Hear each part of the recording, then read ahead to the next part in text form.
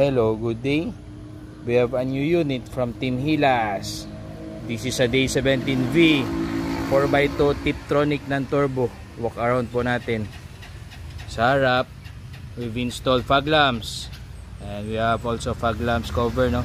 Copy po yan sa Day 17 Wagon. Then ito, modified hood. Maganda tingnan. Solid. And ito, we have installed mugs, 16 inches po yan. Maganda, classic na classic tingnan. Yun, oh. Yung unit po natin is two-tone colored for white and black tops. Mark po yan ng Team Hilas. Yan ang mugs, oh.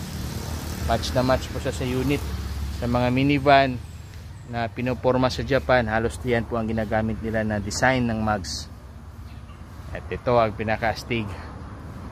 Modified taillight, high ace commuter design po yan. LED, full LED. Astig na astig. So kung gusto mag-order ng ganitong unit, PM nyo lang po ang page namin, Team Hilas. Yun, no? We also have modified rear bumper. Yun, modified rear bumper. Yun, know.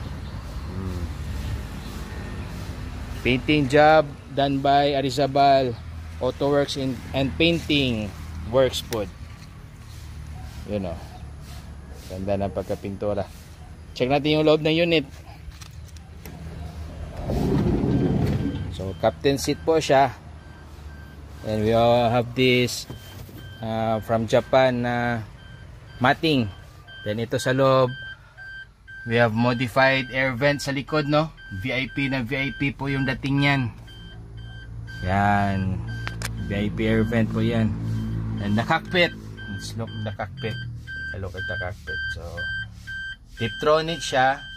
We've installed 9 inches head unit. Tingnan natin sa harap. Ano pang naman modification dito? Ito, power windows, power mirrors, auto fold.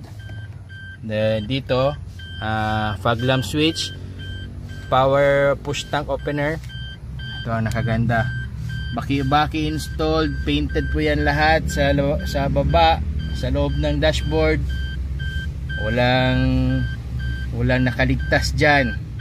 Ganda ng pagkatira.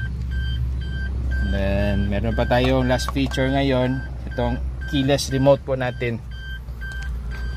Itong ano po natin pala, guys, head unit is autoplay na po siya, no? Android autoplay.